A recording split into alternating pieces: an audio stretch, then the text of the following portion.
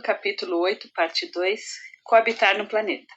A história de Mary demonstra muito bem que vivemos em um planeta dramaticamente infectado e afetado por um mundo invisível de seres, cheio de seres invisíveis que vivem entre nós. A verdade é que nós não habitamos neste planeta. Em vez disso, nós coabitamos na Terra com esses outros seres que vivem em outra dimensão ou existem em algum tipo de frequência diferente, como as ondas de rádio ou de televisão que são invisíveis aos nossos 5 sentidos, mas perceptíveis com os equipamentos certos. O mundo espiritual também é, muito frequentemente, indetectável pelos sentidos naturais, mas visível através dos sentidos espirituais. Pelo menos 1/3 dos habitantes dessas dimensões ocultas são chamados demônios e se opõem firmemente à humanidade. Eles têm uma agenda muito intencional de destruir os seres humanos. Infelizmente, eles influenciam todos que não estão debaixo da proteção de Deus. O apóstolo Paulo, uma das pessoas mais espiritualmente inteligentes que já passaram por esta terra, escreveu: vocês estavam mortos em suas transgressões e pecados, nos quais costumavam viver quando seguiam a presente ordem deste mundo e o príncipe do poder do ar, o espírito que agora está atuando nos que vivem na desobediência. Efésios 2, de 1 a 2. Sei que isso pode parecer ficção científica, mas é real. A boa notícia é que existem mais anjos que são por nós do que demônios que são contra nós. Deus designou fortes aliados angélicos para nos ajudar na vida e em batalha. A capacidade de distinguir ou discernir essas entidades espirituais e suas estratégias angélicas, as que são por nós, ou demoníacas, as que são contra nós, é essencial para o verdadeiro sucesso de qualquer pessoa neste planeta. Também é importante entender que os cristãos receberam dons e autoridade sobre essa dimensão invisível, a fim de minar e desarmar as agendas demoníacas desviadas. O dom dos olhos e ouvidos espirituais. O dom do discernimento é mencionado em 1 Coríntios 12, 10 e é demonstrado em Atos 16. Esse dom é para a dimensão espiritual o que um rádio é para a dimensão natural. O rádio capta ondas que são indetectáveis aos nossos sentidos naturais e as converte em ondas sonoras que podemos ouvir e decodificar. Do mesmo modo, o dom de discernimento capta o mundo invisível e o converte em algo detectável. Esse dom do Espírito, entre outros dons espirituais, atua como nossos olhos e ouvidos divinos. Vamos dar uma olhada em como o dom de discernimento do apóstolo Paulo o ajudou no seu encontro com uma garota endemoniada. Certo dia, indo nós para o lugar de oração, encontramos uma escrava que tinha um espírito pelo qual predizia o futuro. Ela ganhava muito dinheiro para os seus senhores com adivinhações. Essa moça seguia a Paulo e a nós gritando: estes homens são servos do Deus Altíssimo e lhes anunciam o caminho da salvação. Ela continuou fazendo isso por muitos dias. Finalmente, Paulo ficou indignado, voltou-se e disse ao espírito: em nome de Jesus Cristo, eu lhe ordeno que saia dela. No mesmo instante, o espírito a deixou. Atos 16, 16 a 18. Deveríamos entender algumas coisas importantes nessa história. A primeira percepção é de que, embora a garota escrava estivesse dizendo a verdade, Paulo discerniu que a fonte espiritual de suas predições tinha raízes na dimensão demoníaca e não no Espírito Santo.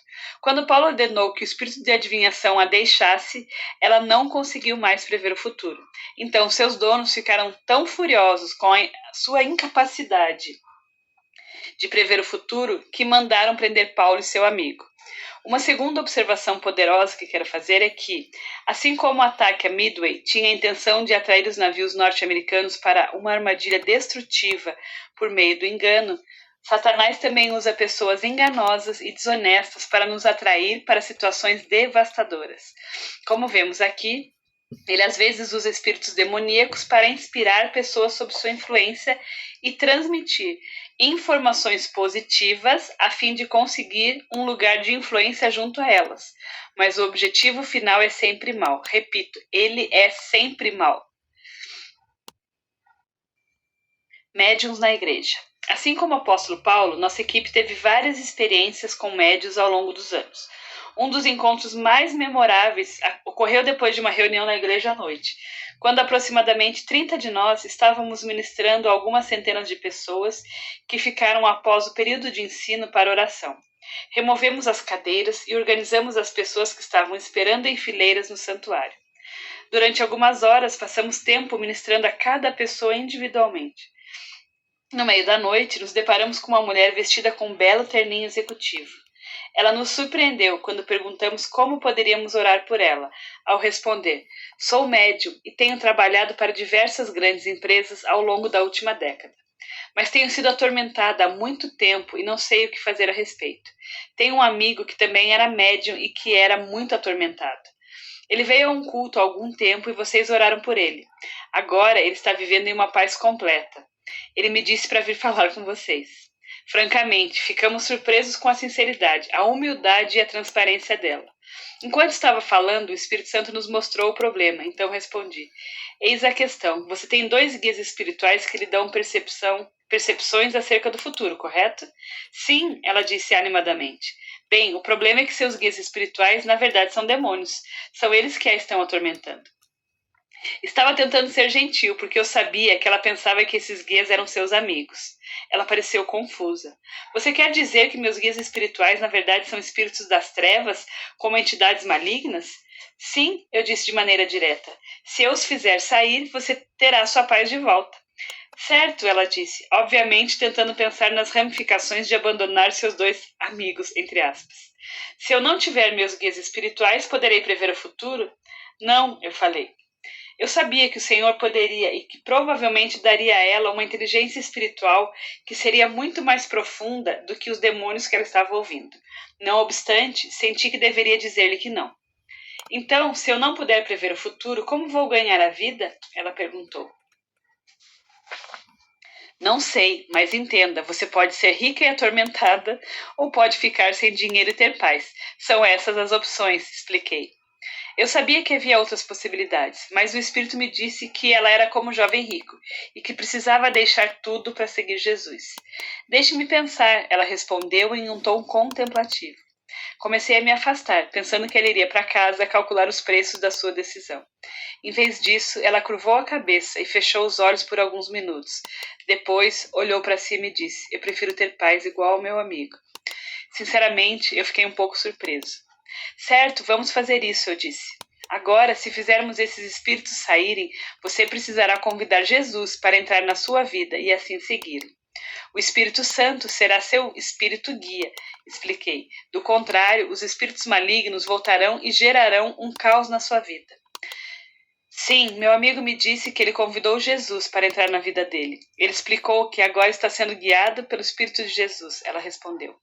Coloquei a mão em sua cabeça e, com a permissão dela, comecei a orar. Ela olhou para cima e disse: meus guias espirituais disseram para lhe avisar que eles não gostam de você. Retruquei: diga a eles que eu também não gosto deles. Eles mandaram dizer que sabem que você os odeia, ela disse. Alguns minutos depois, ordenamos que aqueles guias espirituais a deixassem. De repente, ela caiu no chão e ficou se sacudindo sob o poder do Espírito Santo. Aquela mulher ficou deitada ali por 1 hora e finalmente se levantou do chão e agradeceu a Jesus pela libertação.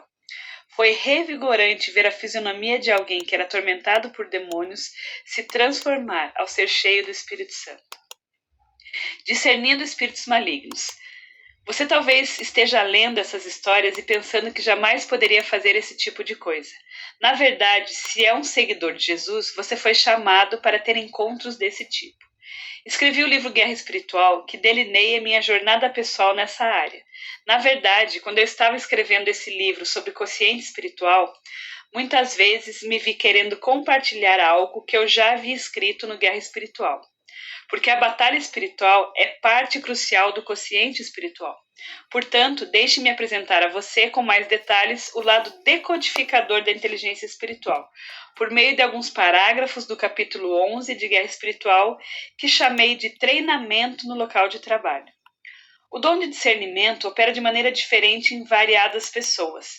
A maneira mais comum de esse dom se manifestar em nós é pelo sentir, ouvir, cheirar ou provar o espírito que esteja perturbando a pessoa, em cuja metron nós estamos, seja qual o espírito for. Antes de nos aprofundarmos nesse assunto de discernimento, precisamos refrescar a memória sobre metrons e esferas de autoridade. Esse conceito vem do significado de duas palavras gregas. A primeira é metron, que significa medida ou padrão, e a segunda é canon, que significa governar uma esfera. Ambas são usadas na exortação de Paulo aos Coríntios. Leia-a bem devagar. Nós, porém, não nos gloriaremos sem medida. Entre colchetes, palavra de raiz grega metron. Mas respeitamos o limite da esfera, entre colchetes, palavra grega canon, de ação que Deus nos deu, para chegarmos até vós, não nos gloriando fora de medida, metron, nos trabalhos alheios e tendo esperança de que, crescendo a vossa fé, seremos sobremaneira engrandecidos entre vós dentro da esfera, canon, de ação. Coríntios 10, 13, 15.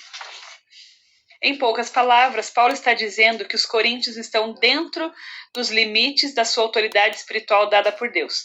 Cada pessoa tem um metron, espaço medido, sobre o qual ela governa ou que influencia. O tamanho dos metrons da pessoa é determinado pela influência espiritual que lhe foi dada por Deus. Um metron pode estar restrito ao tamanho de um indivíduo, ou pode ser tão grande quanto a sua esfera de autoridade. Uau! Por exemplo, você já entrou em uma loja e imediatamente se sentiu exausto? Você comprou rapidamente as coisas que necessitava e saiu? Assim que você entrou no carro e saiu dali, você se sentiu bem? A sensação de cansaço havia saído. Muito provavelmente, o gerente ou proprietário daquela loja tinha um espírito de fadiga ou angústia.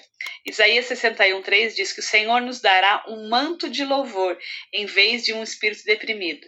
Pelo fato de que toda autoridade vem de Deus e é Ele quem determina o tamanho do metron de uma pessoa, vê Romanos 13:1 e 2 Coríntios 10, de 13 a 15.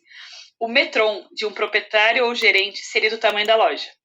Quando entrou na loja, você estava, na verdade, entrando no espaço espiritual da pessoa que tinha autoridade sobre aquele lugar. E você estava discernindo os espíritos que governavam o lugar e que a pessoa havia convidado para aquele espaço. Em um nível pessoal, se você tem o dom de discernimento e se senta ao lado de alguém perturbado por um espírito maligno de pornografia, você provavelmente terá pensamentos pornográficos ou imagens pornográficas enquanto está no espaço dessa pessoa. Ou se você tocar em alguém que está com problemas com o demônio de depressão, você de repente se sentirá deprimido. Devo deixar claro que a dimensão espiritual afeta todos os cristãos, quer estejam conscientes disso ou não. O dom de discernimento simplesmente lhe dá a capacidade de distinguir que espírito ou espíritos está ou estão operando em uma pessoa ou em um ambiente. Ferramentas de aconselhamento. Quando entrei para a equipe da Bethel Church, uma das minhas principais responsabilidades era o aconselhamento. Quando as pessoas iam à minha sala, eu lhes impunha as mãos e orava antes que me dissessem o que haviam ido me ver. Por que haviam ido me ver? Orava por sabedoria e percepção, mas sinceramente, o que eu estava fazendo de fato era tocando-as para poder discernir se algum espírito maligno estava envolvido na situação. Se eu impusesse as mãos sobre uma pessoa e não ficasse perturbado com alguma coisa, então eu sabia que estava lidando com algo puramente humano e não demoníaco. Por outro lado, se eu sentisse ira, homicídio, ódio, medo, paranoia ou outra manifestação negativa, eu sabia que espíritos malignos estavam ligados à situação e, portanto, apenas o aconselhamento não resolveria o problema da pessoa. Teríamos de garantir que expulsássemos os espíritos malignos, depois de termos lidado com as razões para eles terem sido convidados. Enquanto estamos falando sobre discernimento, também quero adverti-lo sobre a suspeita. A suspeita é a meia-irmã malvada do discernimento. Ela pode se disfarçar de discernimento e, ao final, nos colocar em cativeiro. A suspeita é o dom de discernimento sendo usado pelo espírito de medo. Por exemplo, antes de o rei Saul ser atormentado por demônios, a Bíblia diz que desde aquele dia em diante, Saul tinha Davi em suspeita. 1 Samuel 18:9. A suspeita leva à amargura, à falta de perdão e ao tormento. Ela resultará em prisão espiritual, onde todos os guardas trabalham para o lado obscuro. Os espíritos que guardam as grades dessa prisão têm nomes como doença, depressão, ódio e assassinato. Quando você tiver uma opinião negativa forte sobre alguém, não confie no seu dom de discernimento, entre aspas. Salomão disse que um bom nome é mais desejável do que grandes riquezas. Ver Provérbios 22:1. O objetivo de qualquer dom do Espírito é construir confiança e ajudar as pessoas a crerem em Deus, a crescerem em Deus. Nenhum dom do Espírito deveria ser usado para destruir a reputação das pessoas, matar a paixão delas por Deus ou roubar a sua identidade. Mesmo se seu discernimento provar ser exato e um espírito demoníaco estiver atormentando uma pessoa, a reputação dessa pessoa deve ser protegida e sua humanidade deve ser sempre honrada, como alguém criado à semelhança de Deus. Uau! Mergulhe em águas desconhecidas. Há muito que aprender e descobrir sobre o mundo espiritual. Grande parte dessa dimensão são águas desconhecidas. O fato de Satanás se disfarçar de anjo de luz ou lobo vestido de ovelha acrescenta um elemento de traição à jornada espiritual. Seus esquemas raramente são óbvios, uma vez que ele é louco, mas não estúpido. Discernir a fonte dos encontros espirituais, tanto nossos quanto dos outros, é, portanto, fundamental para levar uma vida saudável em Deus e se tornar uma pessoa verdadeiramente inteligente em termos espirituais.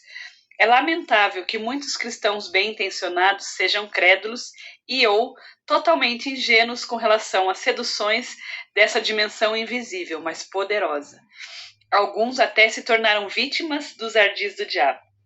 Mas a boa notícia é que Deus nos deu todas as ferramentas que necessitamos para navegar na dimensão do Espírito com sabedoria e graça, sabendo que o Espírito Santo é o guia da jornada, o condutor divino e o protetor amoroso. Viver arraigado nele é, pois, uma aventura exuberante, uma exploração das profundezas do próprio Deus. Amém?